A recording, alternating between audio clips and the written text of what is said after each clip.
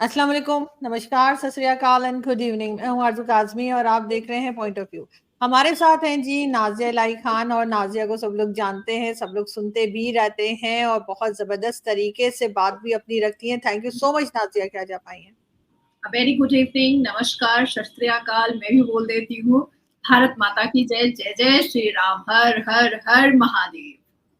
अब आप ये बताइए, आपकी खुशी से मुझे लग रहा है कि कुछ आप हमें बताना चाह रही हैं, कैसा रहा इलेक्शंस और अब आगे क्या होने वाला है। हमारे यहाँ तो बहुत घबराहट है कि जी मोदी जी आ जाएंगे थर्ड टाइम, और हमारा मीडिया जो है वो ये भी कह रहा है कि जी मोदी जी जो है वो पूरे भारत को जो है वो हिंदू राष्ट्र बना रहे हैं, लोगों को पकड़ पकड़ के हिंदू बनाया जा रहा है, और इस किस्म की बातें चल रही है। खैर हम भी उस पर हंस रहे हैं, जैसे आप हंस रहे हैं, हम भी ये बात सुन के बहुत हंसे। लेकिन मुझे ये बताइए कि कैसा रहा पूरा इलेक्शन सीजन।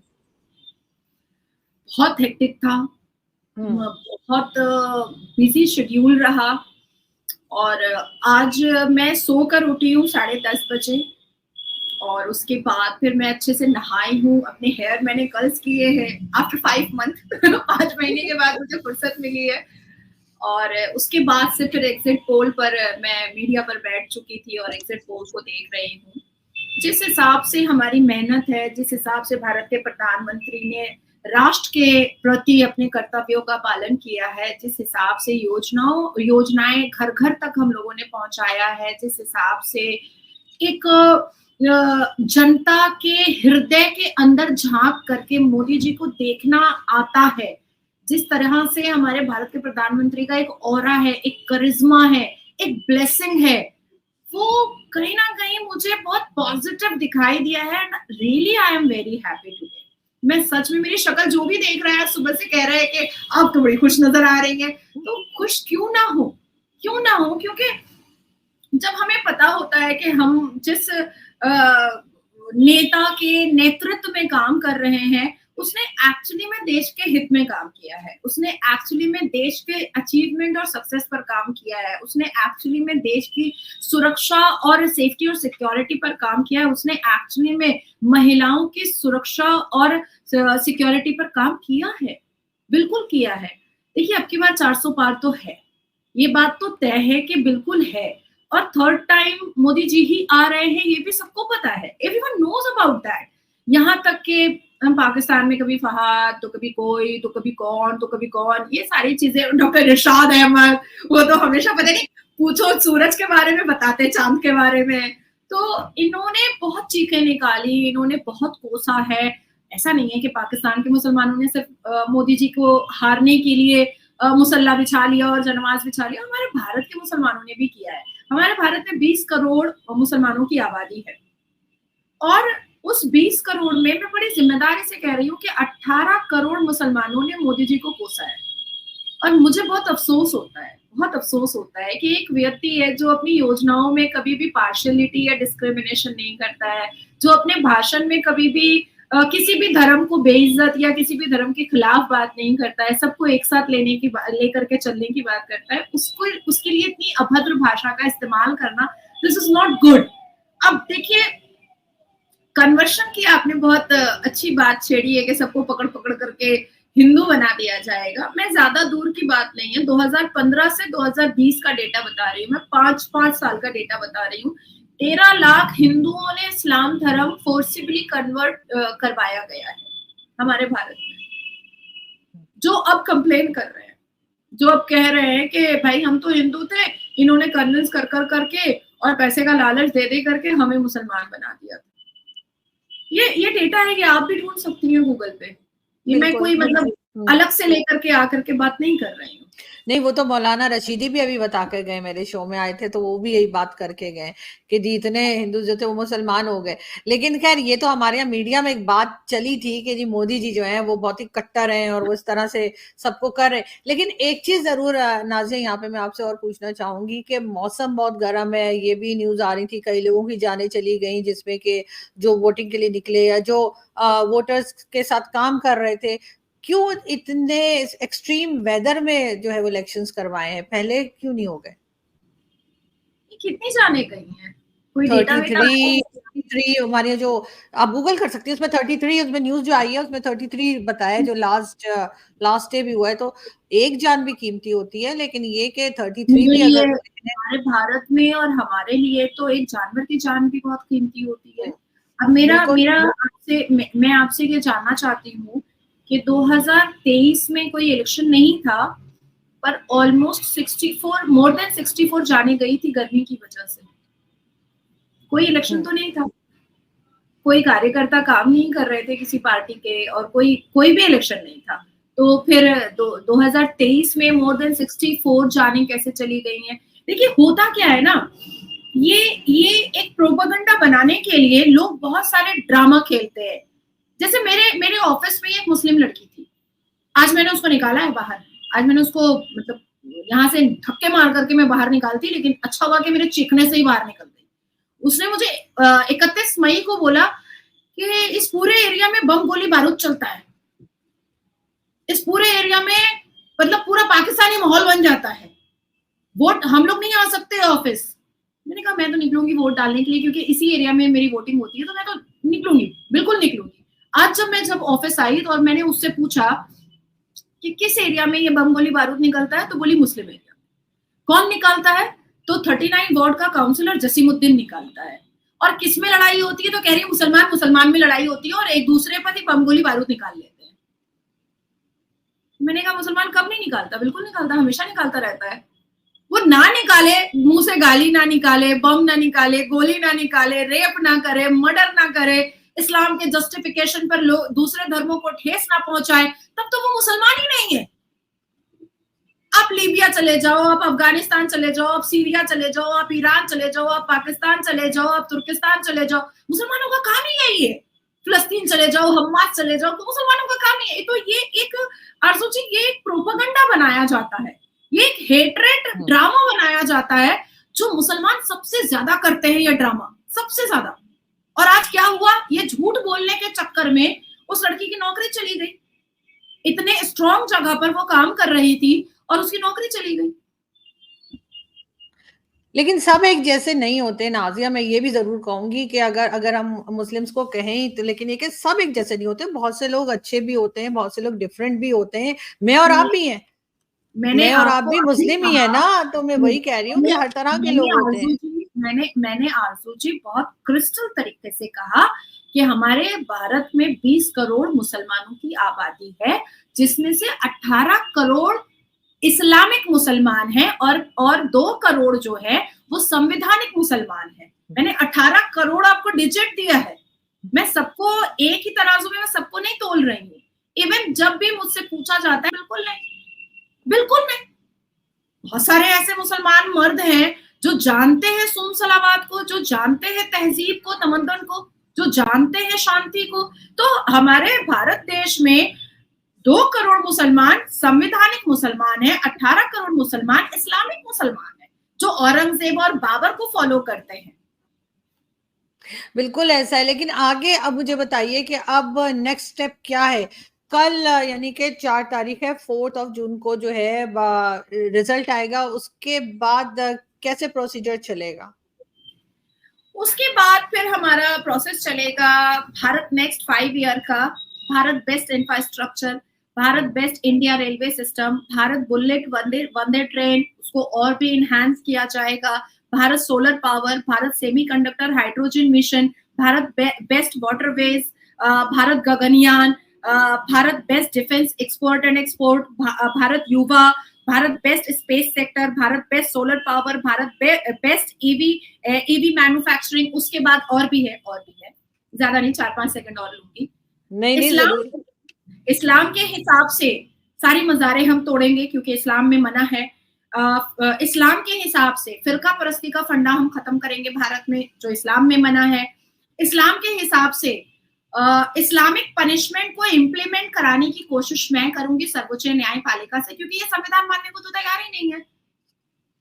नहीं, मेरा मतलब था कि आगे रिजल्ट आएगा, उसके बाद ओथ सेरेमनी कब होगी, प्राइम मिनिस्टर की अनाउंसमेंट कब होगी, पार्लियामेंट कब जो है वो बनाई जाएगी, ये चीजें किस तरह चलेंगी? मतलब 10 तारीख तक का हमें कहा जा रहा है कि जी 10 तारीख तक जो है सारा कुछ सेटअप बन जाएगा, तो ऐसा ही हाँ, है। मैं आपको बता रही हूँ, देखिए 30 तारीख तक हमारा कैंपेनिंग था। उसके बाद फिर 3 दिन के लिए भारत के प्रधानमंत्री जो है वो उपवास के लिए चले गए थे और उन्होंने रॉक माउंटेन पे जाकर के अपना वो किया था स्वामी विवेकानंद जी के पास। तो वहां पर भी उन्होंने जिस हिसाब से भारत के प्रति सोच करके और बिना रिजल्ट को सामने रख करके उन्होंने सागर माला जो एक प्रोजेक्ट था उस पर काम करना स्टार्ट कर दिया, बिल्कुल कर दिया। तो 4 तारीख को हमारा रिजल्ट आ जाएगा। उसके बाद फिर 7 तारीख को इंशाल्लाह भगवान राम की कृपा रहे हमारा ओथ सेरेमनी हो जाएगा। 10 तारीख से सारी चीजें सेटल्ड हो जाएंगी और समर का जो पार्लियामेंट सेशन होता है वो चलेगा, एकदम चलेगा। और अरविंद केजरीवाल साहब का क्या होगा? वो तो दोबारा मैंने सुना है उनको जेल भेज दिया गया है, आपने भेजा है? देखिए होता क्या है ना आरजू जी कि इंसान अपने कुकर्मों की वजह से जेल तक पहुंचता है और शराब है ही वैसे बुरी चीज। शराब के चक्कर में लोग जेल तो चले ही जाते हैं, शराब के चक्कर में लोग पिट भी जाते हैं, तो शराब बड़ी बुरी चीज होती है। मैंने तो पहले ही कहा था कि 1 जून को पहली वोटिंग होगी, मतलब लास्ट वोटिंग होगी जो 19 अप्रैल से चल रही थी। 2 जून को अरविंद केजरीवाल का जो समर वेकेशन है वो खत्म होगा, वो बैक टू तिहाड़ जेल जाएंगे। 3 जून को हम रिलैक्स करेंगे और 4 जून को हम जश्न मनाएंगे। 7 जून को हम मिठाइयां बांटेंगे और उसके बाद 10 जून से हम फिर से काम में लग जाएंगे। ये तो मैंने पहले ही कह दिया था, बहुत बार कहा है मैंने। तो देखिए कर्मा इज एक्चुअली बूमेरैंग। हमें और आपको हजारों लाखों लोग गालियां देते हैं, बट वो हमारे इक्वल कभी आकर खड़े नहीं हो सकते हैं, ये वो भी जानते हैं। उनकी औकात सोशल मीडिया पर हमें गालियां परोसने की है, सिर्फ वो भी फेक आईडी से, वो भी फेक आईडी से। तो जो लोग बुरा करते हैं उनके साथ बुरा होता है। आप देखिए कि जुबैर ने नुपुर शर्मा के लिए एक बहुत बड़ा उसने साजिश खेला, एक षड्यंत्र खेला, लेकिन आज जुबैर कहाँ है? बन जाना चाहिए था उसको, कहीं का भाई नेता वेता बन जाना चाहिए था या बहुत बड़ा आदमी बन जाना चाहिए था। देखिए मुझे ऐसा लगता है कि अगर कोई आप बहुत बड़ी साजिश खेल रहे हो और आप 4 पैसे कमा ले रहे हो तो वो आपकी मेहनत का पैसा नहीं है, वो आपको किसी ने भीख दिया है, वो आपको किसी ने भीख दिया है। मैं और आप छाती चौड़ी कर करके आरजू जी बोल सकते हैं कि हम जो भी हैं वो अपने मेहनत से हैं। किसी को बुरा बोल करके, किसी के कंधे पे चढ़ करके उसको खत्म करने की कोशिश करके हम नहीं बने हैं। हमने फैक्ट के आधार पर बात किया है और आज आरजू काजमी हो या नाजिया इलाही खान हो, अगर हम दोनों वर्ल्ड रेनाउंड फेस हैं तो वो अपनी वजह से हैं।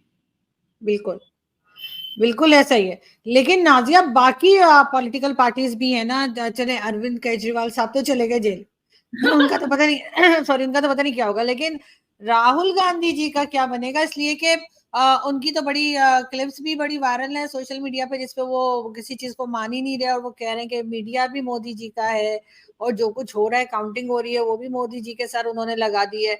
तो आपके ख्याल से वो कितनी सीट्स ले पाएंगी कांग्रेस पार्टी? देखिए कहावत है आरजू जी, कहते हैं नमक स्वाद अनुसार अच्छा लगता है और अकड़ औकात अनुसार अच्छा लगता है। तो वो राहुल बाबा को ना अभी भी वो नेहरू वाला सिनेरियो, वो इंदिरा गांधी वाला सिनेरियो, वो उसी में अभी भी डूबे हुए हैं। वो रियलिटी फेस करना ही नहीं चाह रहे हैं। रियलिटी को फेस करना बहुत जरूरी होता है, जो राहुल गांधी के लिए अब 56 साल की उम्र में एग्जैक्टली फेस कर लेना चाहिए, जो शायद हम इस उम्र में ही फेस कर लेते हैं आराम से कि क्या रियलिटी है और क्या फेक है। मुझे ऐसा लगता है कि भारत के ताकतवर नेता, भारत के पॉपुलर नेता और इस पूरी दुनिया की सबसे मजबूत पार्टी और इस दुनिया के सबसे हाईली पॉपुलर लीडर के नाम से मोदी जी पहले ही घोषित हो चुके थे। अब राहुल बाबा अगर सोच रहे हैं कि नहीं सारी चीजें फेक है, सब कुछ फेक है, तो हाथ कंगन को आरसी क्या, पढ़े लिखे को फारसी क्या, कल ही 4 जून है, कल ही दूध का दूध और पानी का पानी हो जाएगा। और उनको अगर ऐसा लगता है कि ये भारत जोड़ो यात्रा और न्याय यात्रा करने से और हिंदुओं की संपत्ति का सर्वे कराने से और हिंदुओं को जाति और धर्म में बांट देने से और मुसलमानों को स्कॉलरशिप दे देने से उनको वोट मिल जाएगा, तो सवाल तो यहाँ पर भी खड़ा होता है ना कि उनकी दादी माँ ही बोलती थी कि जात पे ना पात पे मोहर लगेगी हाथ पे। उनके अब्बू जान ही बोलते थे, राजीव गांधी, कि जात पे ना पात पे, इंदिरा गांधी जी की बात पे मोहर लगेगी हाथ पे। तो राहुल बाबा ये जाति पाति करके पार्टी को फुटपाथ पे क्यों ले आए हैं? अब आती है दूसरी बात राहुल बाबा की, कि वो मुसलमानों को स्कॉलरशिप दे रहे थे। तो क्यों दे रहे हो भैया? मुसलमान पढ़ना ही नहीं चाहता, वो तो मदरसे के लिए लुंगी डांस करता है हर महीने। अब देखिए इलेक्शन का सिनेरियो खत्म हो गया है, अब आप मुझे कॉल कीजिएगा, बोलिएगा नाजिया वहां लुंगी डांस हुआ है, मदरसा क्यों तोड़ रहे हो, स्कूल क्यों बना रहे हो? तो मुसलमान जो पढ़ना ही नहीं चाहता है, वो सिर्फ मदरसा छापी बन के रहना चाहता है, आप उसको स्कॉलरशिप दे के करोगे क्या? पहले पूछ तो लो मदनी से।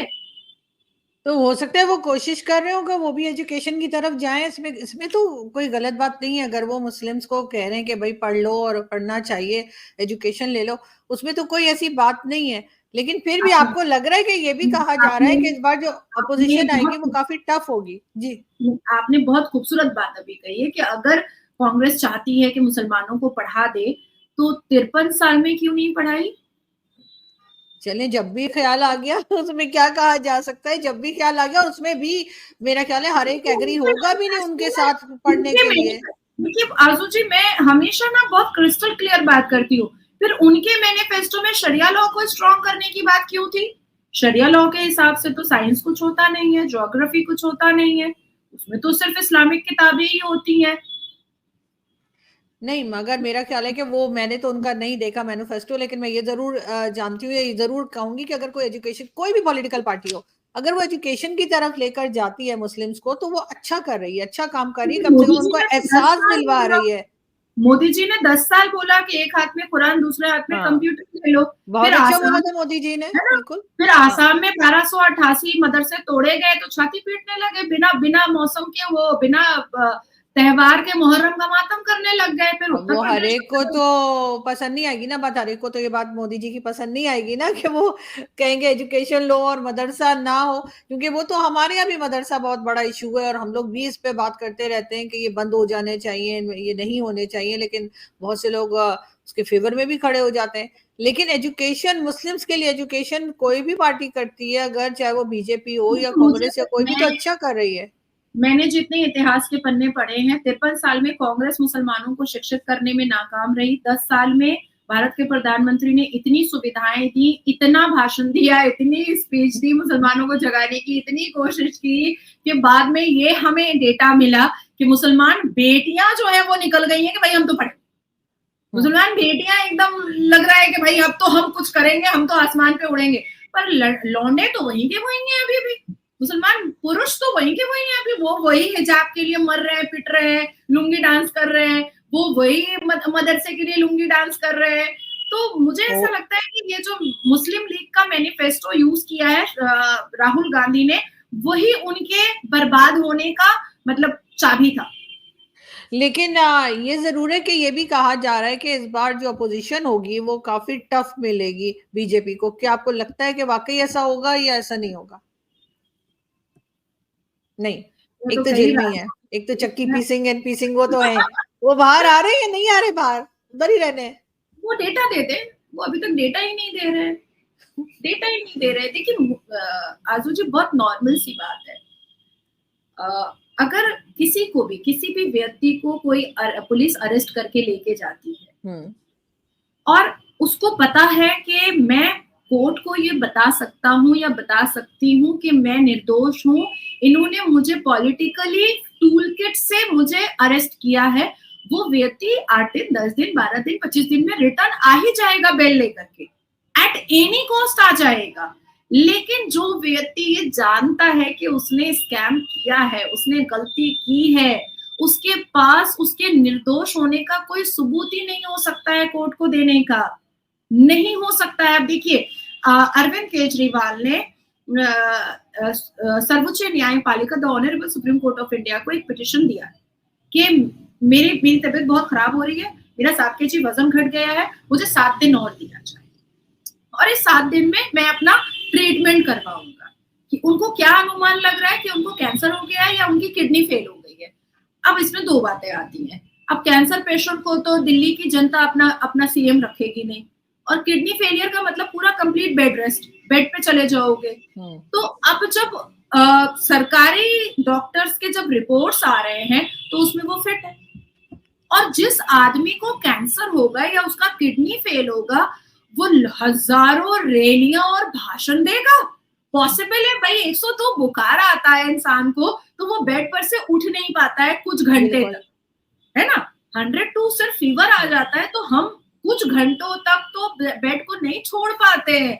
और एक व्यक्ति जिसको कैंसर हुआ है, जिसकी किडनी फेल हो गई है, वो कंपेयरिंग कर रहा है पूरे पूरे भारत में घूम घूम करके। This is not possible. And the second thing is कि अरविंद केजरीवाल के दिमाग में ये चल रहा था कि 7 दिन का समय अगर उनको न्यायपालिका दे देता है, और अगर कहीं इंडी गठबंधन की सरकार बन जाती है, जो नामुमकिन था, अगर बन जाती है, तो जैसे 53 साल में सारे स्कैम के खातों को रत्ती खाता बना करके बंद किया गया, उसी तरीके से अरविंद केजरीवाल के शराब घोटाले और शीश महल घोटाले को भी बंद कर दिया जाएगा।